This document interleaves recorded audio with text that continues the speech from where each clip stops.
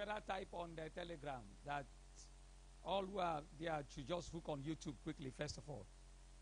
Until you go on Telegram, then they can all switch back to Telegram.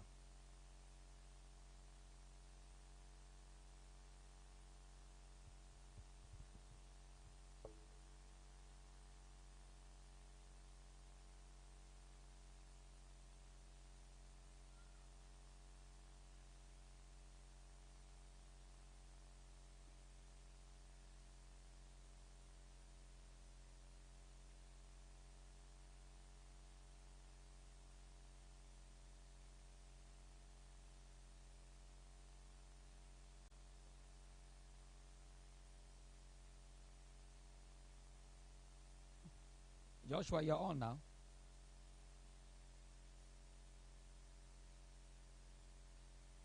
Okay, thank you.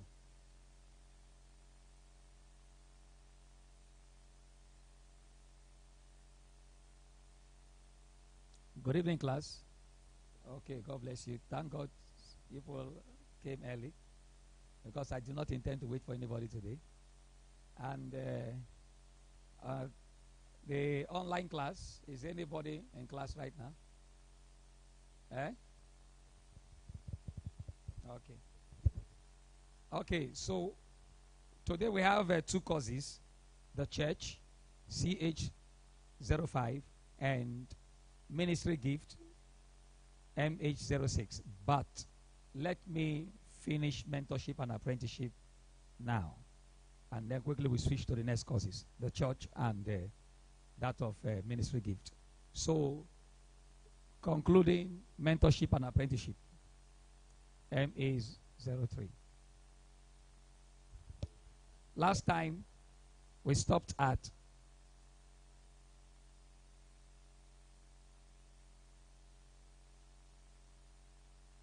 under mentorship and apprenticeship.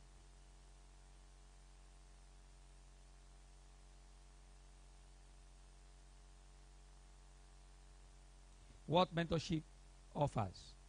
So we stopped at special covering. Is that not true? Eh? That is the last thing that mentorship offers. And then we talked about how to secure special covering from a mentor. Number 1, recognition. Number 2, respect, which is value. Number 3, faith, belief. Number 4, desire. Number 5, sowing. Number 6, understanding. Isn't that what I wrote? Eh? And then understanding is needed on proximity mentorship. But in distant mentorship, understanding is not needed. But the moment it's on proximity mentorship, that is, you have to be with your mentor one-on-one. There, you must understand. If there is no understanding, you soon lose faith in your mentor and you leave him. Hello? It's understanding that keeps you in proximity mentorship. Because sometimes your mentor will wear short knicker. Sometimes you see his frailty. You see his weakness. Now, during those periods of seeing your mentor's weakness, it is understanding that keeps you in the school of mentorship. Okay. So, I haven't done that. I haven't said that. We will now be talking about 3 positions an apprentice can find himself. Sorry. 3.6, apprenticeship. Apprenticeship.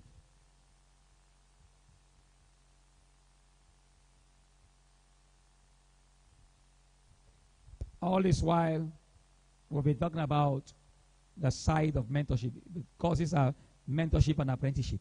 So we're talking about the side of mentorship, what mentorship offers. Now we're looking at apprenticeship.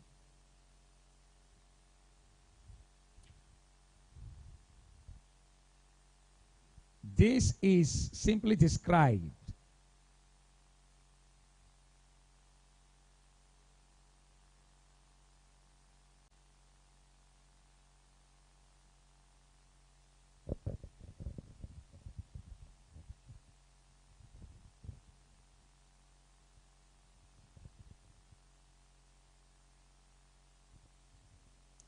This is simply described as a learning process by which a trainee or disciple understudies his trainer through observation, listening, and doing those things which he or she has learned and understood. This is simply described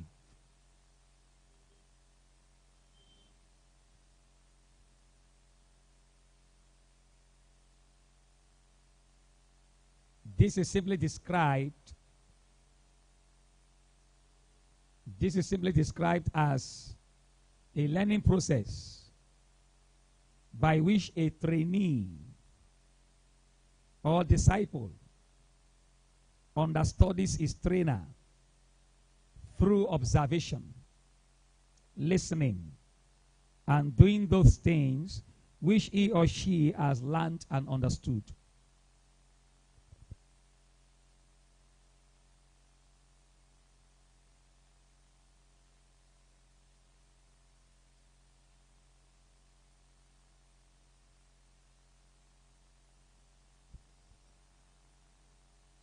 Okay. Sorry, did you pause the class on Telegram? Okay. Or is it my network?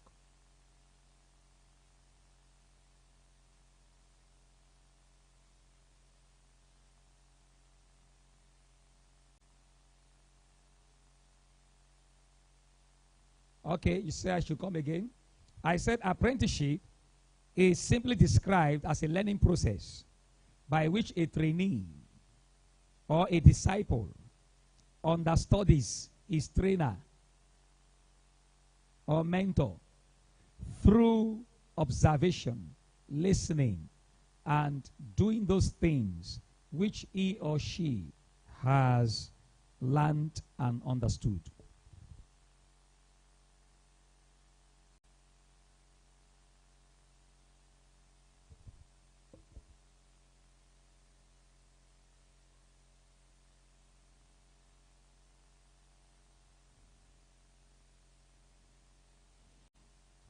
So Jesus gave us a beautiful description of apprenticeship as seen below. Let's look at John Gospel chapter 5, verse 19 to 22. John 5, 19 to 22. So hear what Jesus said. Very beautiful description of apprenticeship. Then answered Jesus and said unto them, Verily, verily, I say unto you, the Son can do nothing of himself, but what he seeth the Father do. For what things soever he doeth, these also doeth the Son likewise. For the Father loveth the Son, and sheweth the Son all things that himself doeth. And he will shew him greater works than these, that ye may marvel. 21. For as the Father raiseth up the dead, and quickeneth them, even so the Son quickeneth whom he will. For the Father judgeth no man, but hath committed all judgment unto the Son. So, this is a beautiful picture of a trainer and a trainee. So, Jesus calls the Father the trainer and calls himself a trainee. He calls the Father the mentor and he himself a mentee. That is a trainee. So, apprenticeship is a learning process where a trainee understudies his trainer through observation, listening, and doing those things which he or she has learned and understood. So that is it.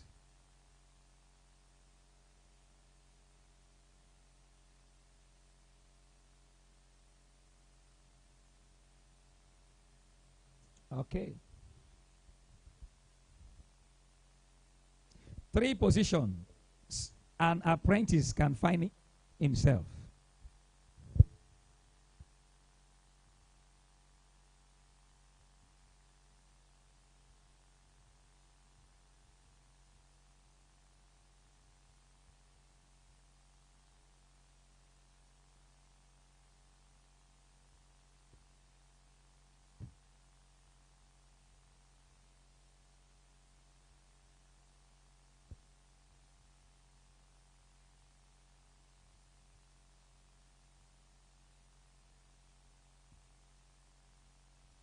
So there are 3 positions an apprentice can find himself. Number 1, Listening.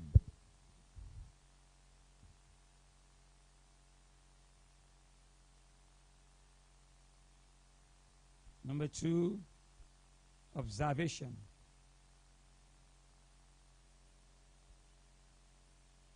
Number 3, doing.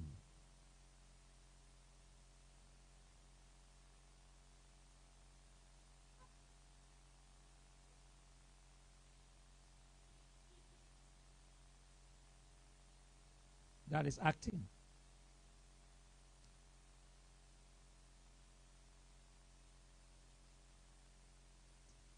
Deuteronomy 28, 1a.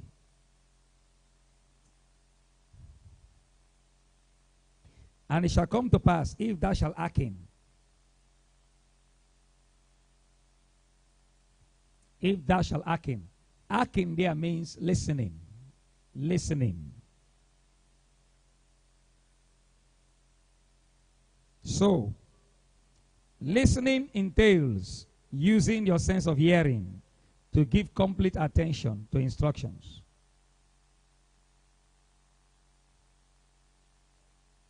Listening entails using your sense of hearing to give complete attention to instructions. Remember, mentors have preserved experience in the form of instructions. So instructions are called preserved experience. Mentors have preserved experience in the form of instructions. So as a trainee, you can be armed with adequate knowledge of how to do things well if you are a good listener. Mentors have preserved experience, which is also called instruction. So as a trainee, you can be armed with adequate knowledge from your mentor if you are a good listener. If you are a bad listener, you will not be armed. But if you are a good listener, you will be armed.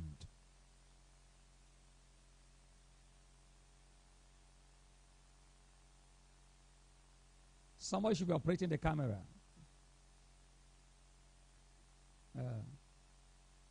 Because when I'm moving, I don't see the camera. People are...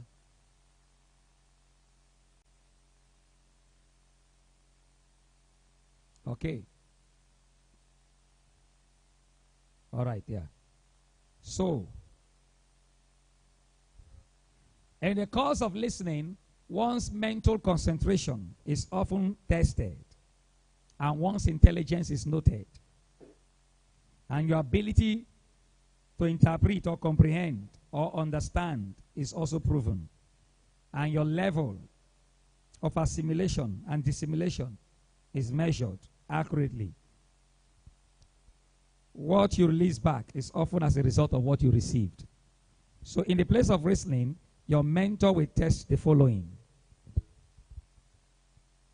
So mentors test the following.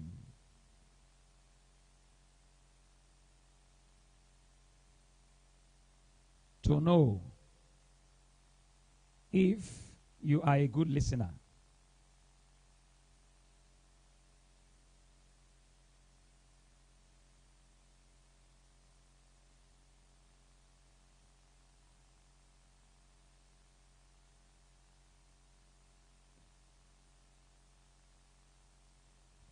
If you're a good listener.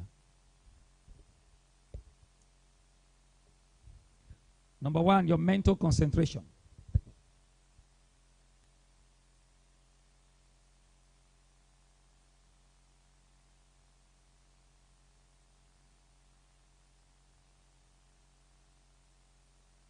Number 2, your mentor will also test your intelligence.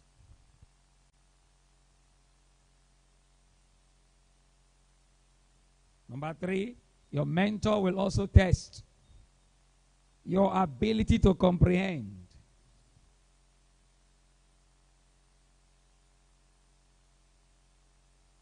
And then number 4, your mentor will test your ability to interpret.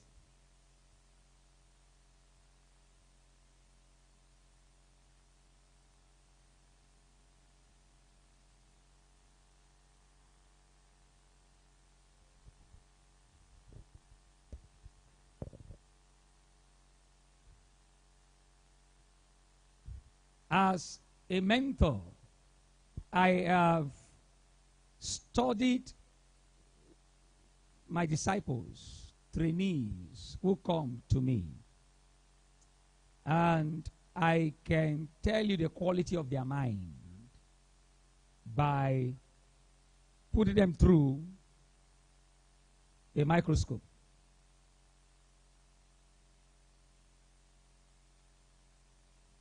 Some of the people I find around me don't own their minds.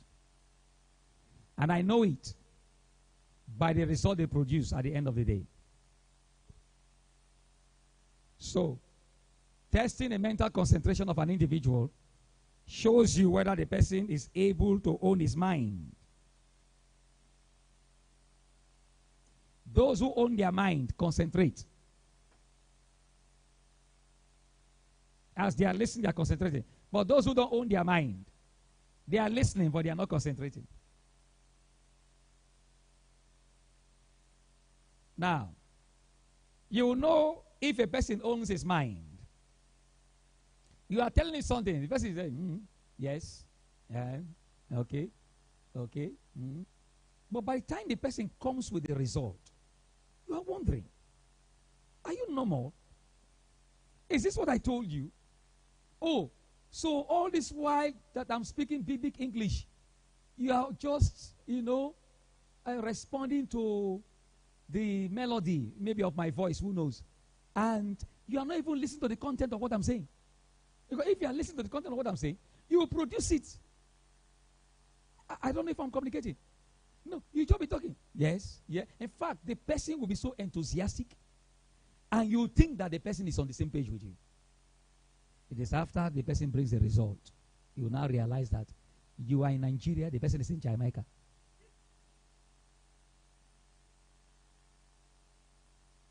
Because the result will be a Jamaican result. Hello. So most people don't own their mind. And that's why some of them perform poorly during exams. The reason some of them perform poorly during exams is because while in class, they were actually not in class. The body was in class, but the mind is in many places. Hello. Hello. Intelligence.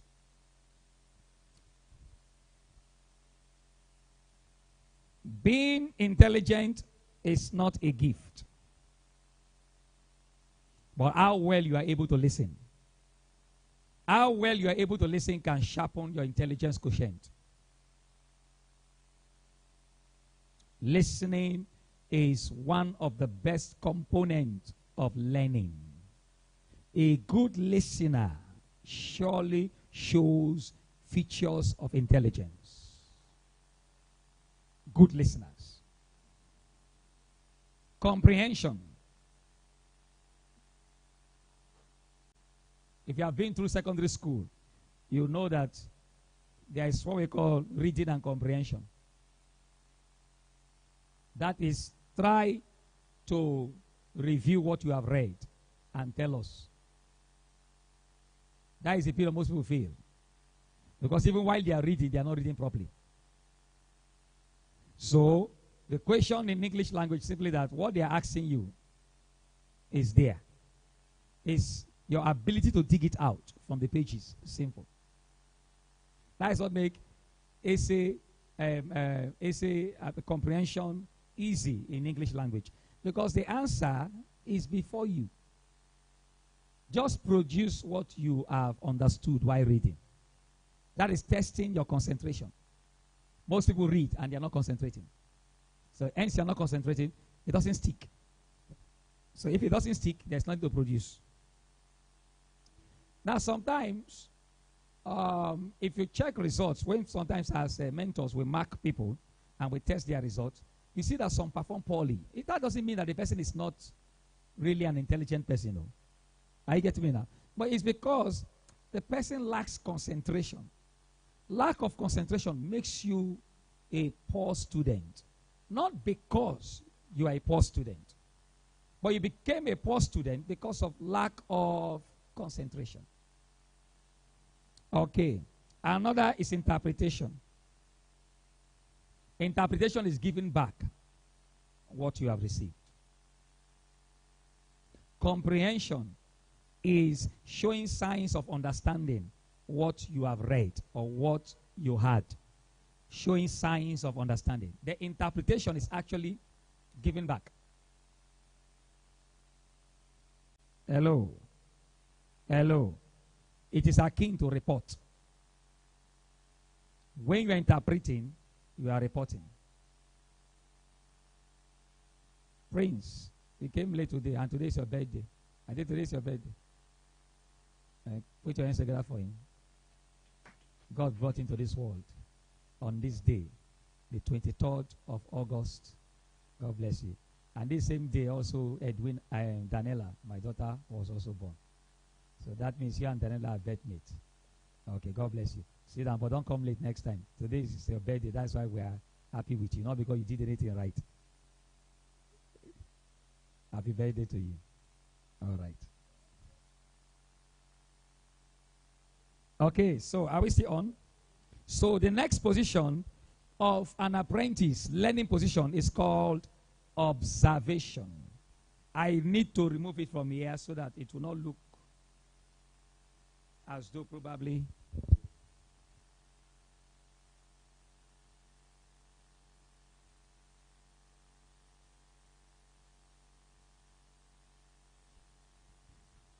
observation is using your sense of sight to watch what someone does or what happens around you with keen attention. So Deuteronomy 28 verse 1b.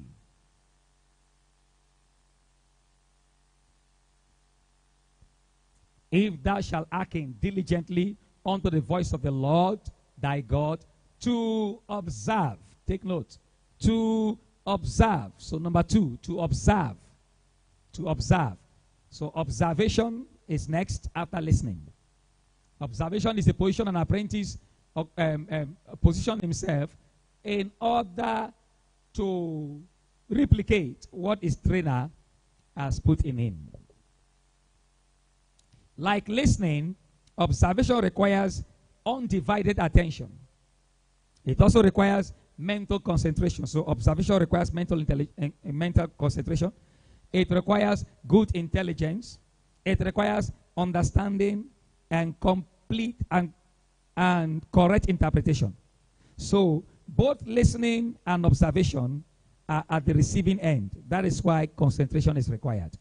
So the difference between listening and observation, both of them are the same. Mentors test the following to know if you are a good listener, if you are a good observer. So let's look at it again. Mentors test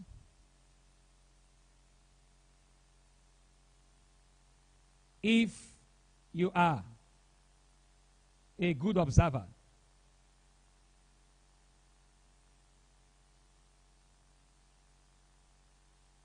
Number 1, mental concentration.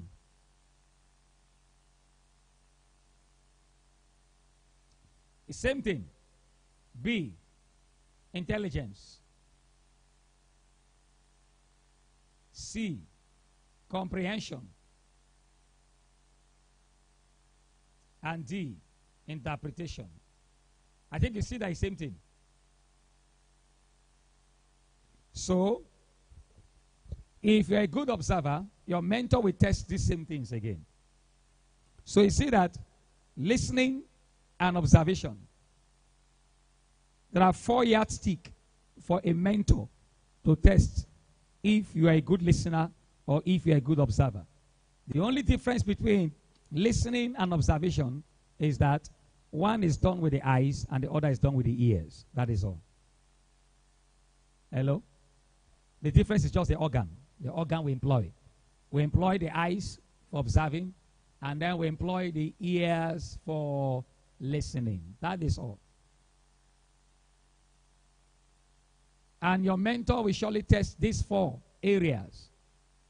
Concentration, mental concentration, intelligence. It will also test your comprehension, ability to understand, and also test interpretation, ability to report. to report what you have listened to or what you have observed.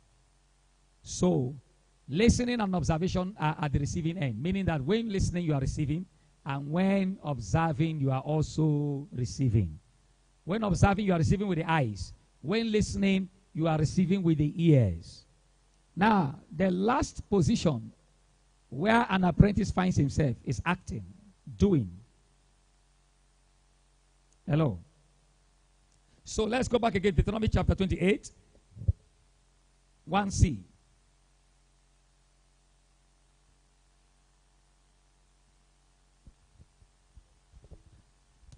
If thou shalt hearken, listening, diligently unto the voice of the Lord thy God, to observe, 2, and to do all his commandments. So doing, acting, that is a third position of an apprentice.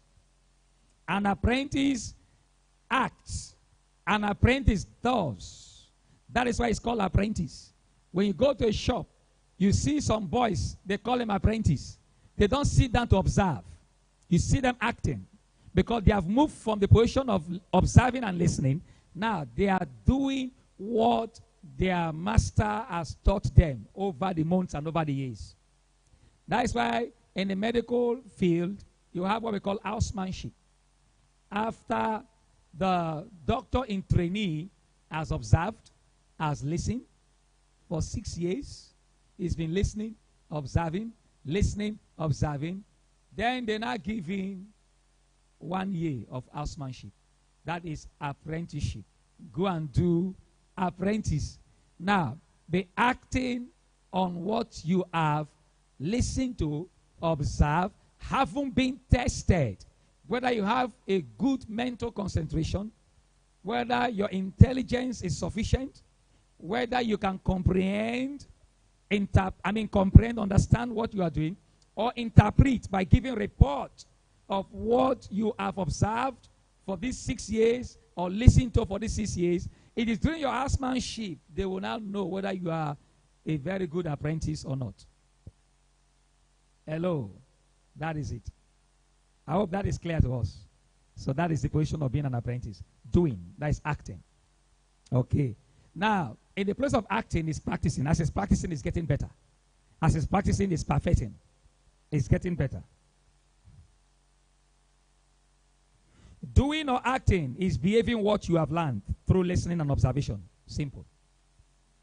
Doing is behaving what you have learned through listening and observation. Your behavior will reveal if you're a good listener and observer. It is in your action that we know what stuff you are made of. By their fruits we shall know them. The disciples were good listeners and as well as good observers. That was why people took notice that they had been with their mentor, Jesus Christ. Acts chapter 4 and verse 13. In 1 John 1, verse 1, John said something. That which was from the beginning, which we have heard, that is listened to, which we have seen, that is observed with our eyes, which we have looked upon, and our hands have handled the word of life. Talking about doing, handled the word of life. 2 Timothy chapter 3 and verse 10. Paul advised Timothy to observe and do as he did to become successful in his vocation. 2 Timothy 3:10 and 14. He said, but thou hast fully known my doctrine, manner of life, purpose, faith, long-suffering, charity, patience. And 14, he said, but continue thou in these things which thou hast learned, and hast been assured of knowing of whom thou hast learned them.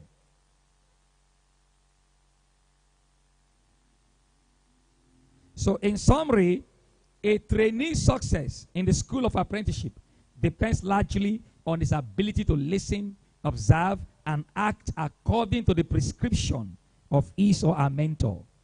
These three key positions help build the trainee's attitude, which is key to unlocking his or her mentor's blessing. So,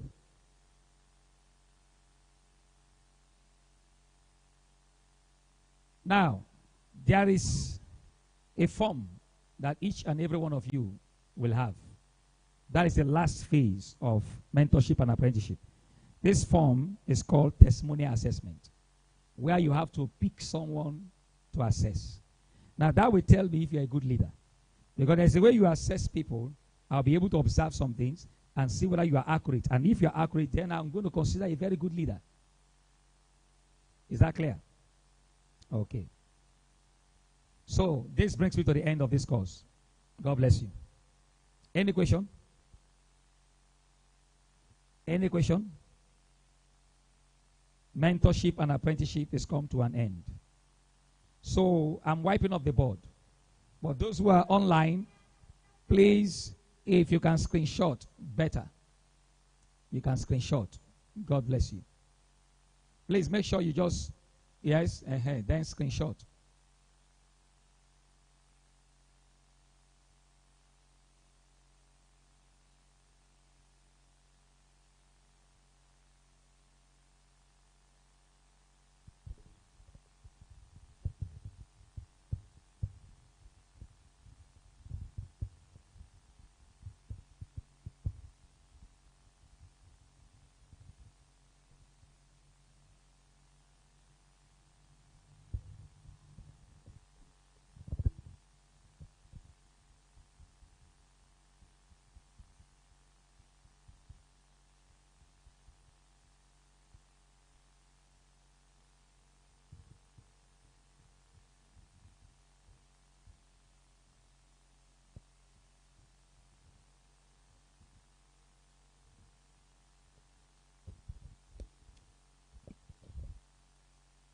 Thank you. The timer, you didn't set a timer?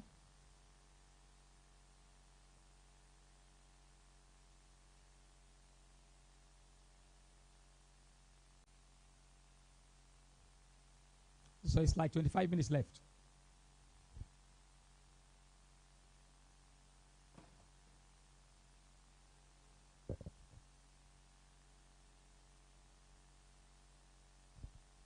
So tonight, we are looking at the next course, the church.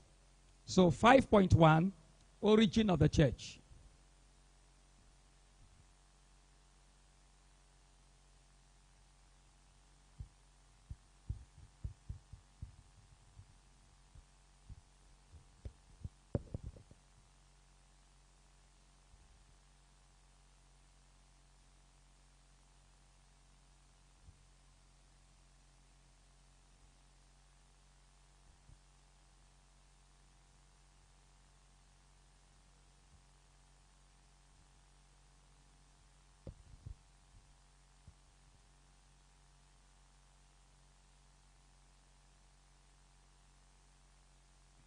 Now, the church has its hidden origin from the Old Testament. Even though the Old Testament never one day mentioned the word church, not a single verse in the Old Testament has that word, church. But the church true origin is from the Old Testament, though hidden, not known until we got to the New Testament. It was in the New Testament the word church came out. In fact, Jesus himself mentioned it. He mentioned it in Matthew chapter 16 and verse 19. I think verse 18 and 19, thereabout. He said, I will build my church. It should be verse 19, 16, 19. I will build my church and the gates of hell. Sorry, 18, thank you. And I say unto you, thou Peter, upon this rock I'll build my church. The gates of hell shall not prevail against it. This was the first time the word church was mentioned. Now, the word church is an English word. Jesus did not speak English. In the time of Jesus, the language spoken was Aramaic. Aramaic language is an ancient form of a Syrian language, Syriac. So it has element of Syriac and elements of Arabic. Element of Syriac, elements of Arabic.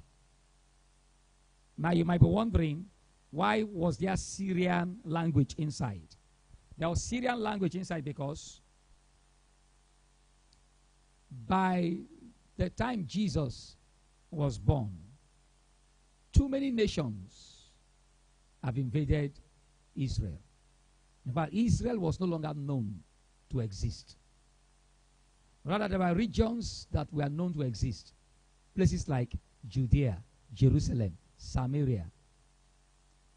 Remember, after the reign of Solomon, the son of Solomon, Rehoboam, took charge. That was about 700 to 800 years before Christ was born.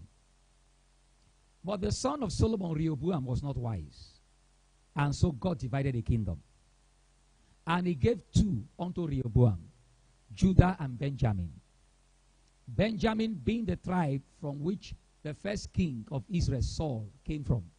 Judah being the tribe from which the second king of Israel came from, David. Solomon, now son of David. The dynasty of David had continued. Dynasty of Saul did not continue. Now, out of Judah came Rehoboam, son of Solomon. Solomon, son, Rehoboam gave birth to his own son, Abiah. Abiah emerged. But meanwhile, before Rehoboam finished his reign, he lost the kingdom. 10 tribes were taken from him, and they were given to his enemy, so to speak, known as Jeroboam. So most of you have heard the name Jeroboam and Rehoboam. The way they sounded, you would think that they are brothers, but they are different people entirely. Jeroboam was one who served in the stewardship of Solomon, and he led a little riot or little rebellion due to hardship, just as is happening in Nigeria now. Cost of living is high, fuel price is high. So Jeroboam now led a protest, just like the End Bad Governance protest that was done. But in that one, there was no leader, because the government was so, adamant, so keen to know who is the leader of the protest so that will arrest him. Now, in the case of Jeroboam, it was the leader of that protest against Solomon. So for this reason, Solomon put a bounty on his head to arrest him, charge him, and kill him. For fear for his life, Jeroboam fled and went to Egypt. So Solomon, for fear not to pursue after Jeroboam to Egypt, in order not to ignite a war between Israel and Egypt, he left Jeroboam. Now, Solomon has died. The son of Solomon, Rehoboam, has taken over. So it was now bent on Jeroboam to return. So Jeroboam now returned, because the person who put bounty on him has died. Rehoboam is not Solomon. They are not the same people. So when he came back, the suffering was still on, but it's a new government. So let's test this government to see whether this government has compassion. Since Solomon in his days didn't have compassion at all. Solomon was an insensitive leader, an insensitive ruler in his days, towards the end of his life. So, and then the protest now revived, because Solomon did not deal with this protest squarely. The thing now revived. But this time, low-key, it was like, okay, let us know what Rehoboam will do. Whether Rehoboam will follow the policies of his father, or whether he's going to review the policies, amend it, and then alleviate the sufferings of the people. Because they are all willing to serve him. And a kind of minor protest was called for, and then Rehoboam gave ears to them. And the men who served in the cabinet of Rehoboam's father, Solomon, the ancients of the land, old men, came to Rehoboam and said to Rehoboam, listen to the people. Your father really did badly with the people. Listen to them for once. But Rehoboam has his own set of friends who went to school, who went to college with him. And these were his advisors. And these people have never known suffering before. Hello. They don't know what suffering is. They are new agers. So they just came to Rehoboam And Rehoboam now told the elders, the Asia, don't worry, I will get back to you. So when he got back to his drinking habit, flirting, his friends came to him. Don't listen to those old men, those expired tires that we have in Jerusalem. I beg, leave them, ignore them. I beg. In fact, these people, they are too lazy. We need to put them to the iron, to the steel. Let them work more.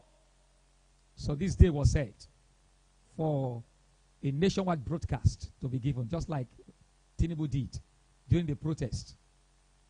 So Tinubu now was to give a broadcast, and the whole Israel was assembled to hear what content that will be released in the course of the broadcast. So as he sat, I've heard all your reports and all that has been happening, but this is my take and this is my decision on this matter. You are lazy. If my father gave you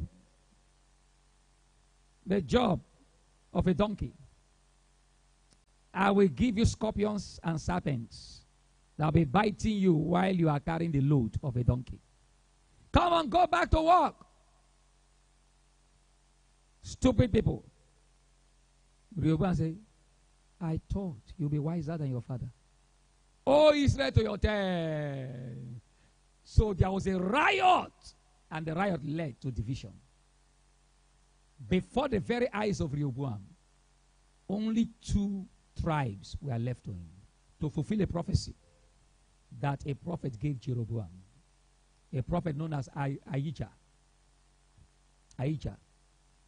And 10 tribes followed Jeroboam that day and formed their capital. So a secession occurred, just like what is happening in Nigeria now. If the leadership do not take care of the process very well, what you hear is that republics will emerge. Hello. Oh, before you know, Arewa Republic. Hello, they have declared their own leader. Before you know, Biafra have declared their own leader. Before you know, maybe Niger Delta will follow suit. Hello, since Niger Delta does not really identify with Biafra. Before you know, Nigeria is splitted into fractions. Before you know, Middle Belt Republic will emerge. Then Oduduwa. So before you know, Tinubu has been relegated to Oduduwa president.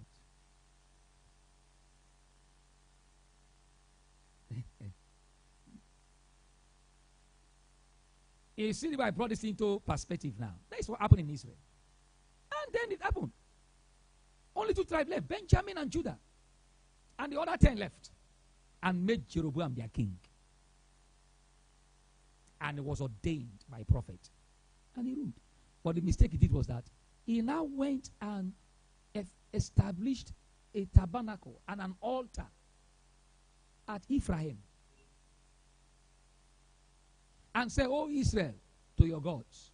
So Rehoboam now led the people to sin. That is where God now became angry with Jeroboam. That he would have allowed them to still go to Jerusalem for their pilgrimage. But they will still come back. But by setting up a parallel altar altogether, the people now have been turned to the worship of Baal. This was the sin of Jeroboam. And God now said to Jeroboam, "For this reason, I will not continue your dynasty. I will break your dynasty." His son took over, but before he could get to the 3rd generation, a coup had happened. So the northern kingdom, which is now known as Israel, was now having succession by coup. But the southern kingdom, which is Judah and Benjamin, the succession was still the Davidic dynasty. It continued. Now, when this was going on, the northern kingdom, because they have lost focus, they could not focus on the Lord their God who saved them. Due to the sin of Jeroboam, that kingdom was now overrun by Assyria. Assyria presently is in the region of Iraq. Hello. But in those days, Assyria is part of Syria and then part of Iraq today. So this nation overran them. Now, as if that was not enough, a few years later, the southern kingdom also lost. They lost it. They were also overrun. But this time, it was a city known as Babylon. Babylon and Assyria, they are also in the same location in present-day Iraq. Present-day Iraq span from the Babylonian area to the Assyrian area, then to Syria. Now, Babylon came, overran them. Now, the northern kingdom, when they were overrun by the Assyrian Empire, the language Syriac was introduced into the northern kingdom. So while the people were speaking Hebrew, there's a mixture of Hebrew and Syriac. Are you getting me now? Syriac. And then with time, Aramaic, partly from Syria. Then, by the time the southern kingdom went into exile, virtually the entire Israel now has gone into exile. Northern kingdom and southern kingdom. So, they have lost a lot of population. Not only that, they have mingled with people and languages over time changed. But God so blesses people that the Hebrew language was still preserved. But the lingua franca, after a while now, was not their original Hebrew language, but the language of the people who came to colonize them. So since the Assyrians came to colonize them, Syriac, Aramaic, then that developed until the time the Greeks came. When the Greeks came, Greek came into their language. It became one of their lingua franca. While that was going on, the Romans came. At the time when the Romans came was when Jesus was born. So the Romans brought in Latin. And then they also have Greek. They were speaking Greek. They were speaking Latin. And they were speaking Aramaic. And they were speaking Hebrew. Their Hebrew language is there. So, but during the time of Jesus, the predominant language that was being spoken was Aramaic. So when Jesus said, I shall build my church, and the gates of hell will not prevail against it, he did not call the word church. He called it either in Aramaic or called it in Greek. If he called it in Greek, then Jesus might have used this expression, and I will build my ecclesia. Thou art Petrus in Greek, and upon Petrus, this rock, I will set up ecclesia, and the gates of hell will not prevail against it. Now, if he didn't use Greek word, then he would have used the Aramaic word for church. But in all, the phrasal interpretation of this is called out ones. So, upon this rock, I will build my called out ones. The ones I've called out. So, called out ones is what the Greek word calls ecclesia. Hello. And what the English word now calls church. I think that is clear now. Now, if you do not understand these perspectives, you will not know that our Bible came from a very long way. And that our Bible has been translated and translated and translated until today. Now we have English language. And I also want to let you know, during the time of Christ, there was not like English. I'm sure you know that. Then the English language has not been born. But there was a place called Britannica or Britannia. Julius Caesar had already gone to Britannia 50 years before Jesus was born. Claudius Caesar, after Jesus was born and had died, has also gone to Britannia. But during that period, Britannia was not speaking English. Hello. They are not speaking English. In fact, the aborigines of that land were not English-speaking people. Many years after the death of Christ, certain people invaded Britannica or Britannia. The people that invaded Britannia are Saxons. The Saxons invaded. The Jutes invaded. The Angles invaded. And these people were from present-day Germany and partly Denmark. Present-day Germany and partly Denmark. They went across the English Channel, entered that island. And during that period, the Romans who were there, because they were losing grip due to pagan worship. Now, strengthened the Saxons and strengthened the Jutes and the Angles. By the time the Saxons became strengthened and then now began to promote Christianity in that land, that was about the period of 700 AD, 800 AD, 900 AD. As they were strengthening Christianity, they now had another challenge. The challenge was now from the Vikings and the Norsemen, all the way from the northern part of Europe, northernmost part of Europe, who had wild religion, who came to invade Britannica. So the Saxons stood their ground to fight them, resist them.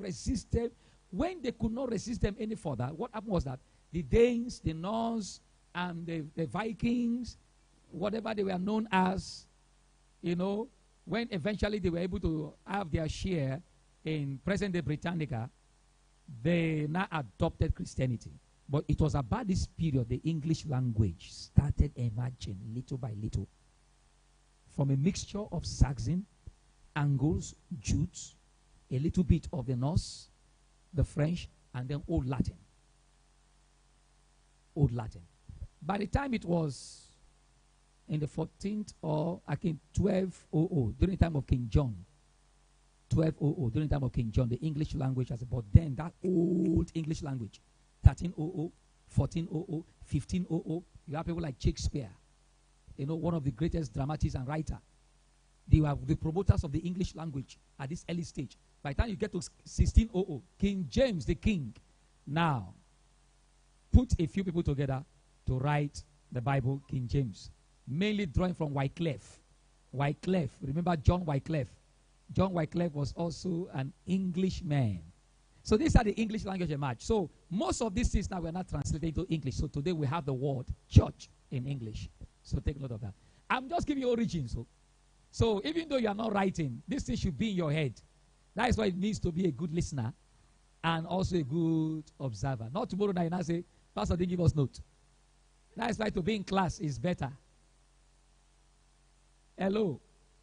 Because all this story I'm telling you now, so some might be thinking, some of you are still waiting to write. You want to write. And you forget this very vital part I'm saying that would have entered you because you are waiting to write. Okay.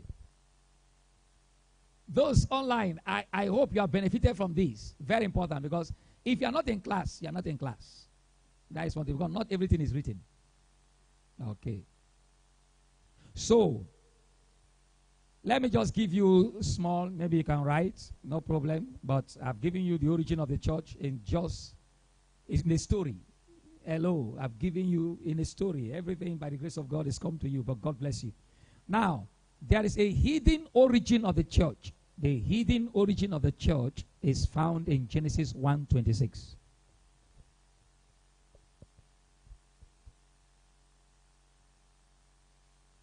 Let us make man in our image, and let them have dominion over the fish, the fowl of the air, the fish of the sea, the cattle, the creeping thing, and over everything that creepeth upon the earth. That is the hidden origin, the first form of primitive origin of the church. Because without this passage, there is no church today. Let us make man. So, in Genesis 1:26 to 28, God was setting the foundation for two future nations, Israel and the church. Two future nations, God was setting the foundation for them.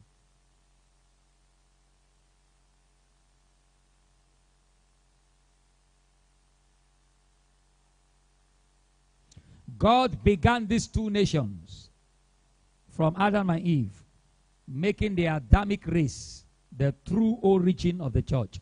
So the Adamic race is the true origin of the church.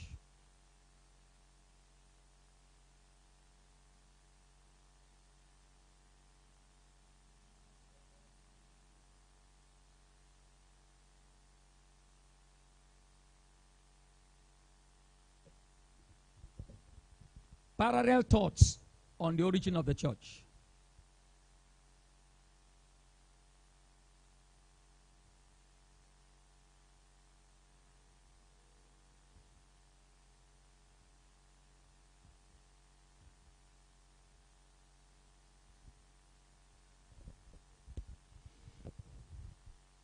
Genesis chapter 4, verse 16 to 17.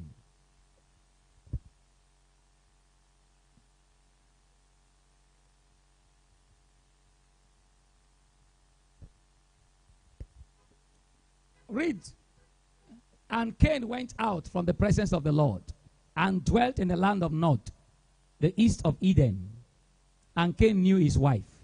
She conceived and bare Enoch. And he built a city and called the name of the city after the name of his son, Enoch.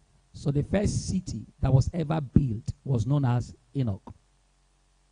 Meanwhile, this is not the Enoch from Adam. But this is the Enoch from who? Cain. And that was the first son of Cain. Many scholars have asked, who was the wife of Cain?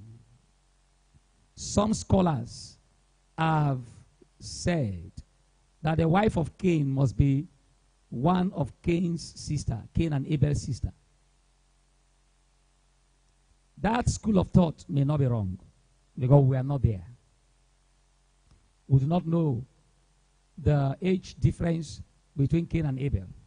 We do not know whether there was a woman before them. We do not know whether a woman was born before Cain. We do not know whether a woman was born after Cain, then Abel was born. But the Bible was too particular about the masculine aspect of origin.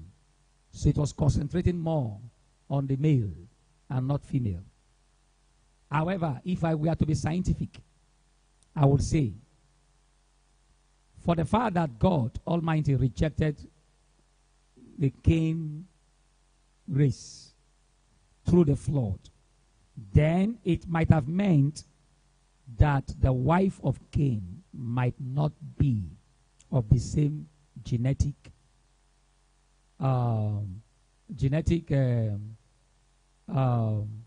origin as Cain, meaning the wife of Cain might not have had the same DNA as we have. How? Let me give you some perspective from archaeological findings and from evolution. Should I? Now, most of you learned in the university a course known as anthropology. Now, when you did anthropology in the university, you were told that the origin of man came from evolutionary perspective, where they told you about two major classes of the origin of man. The first mentioned Australopithecus species, and then secondly the hominid species. And the Australopithecus species, 3 species were mentioned.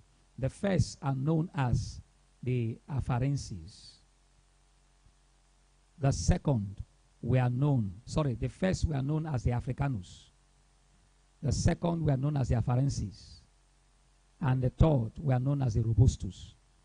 I don't know if I still get it perfectly, but you have Afarenses, Africanus, and Robustus. That is Australopithecus afarensis, Australopithecus robustus, Australopithecus africanus.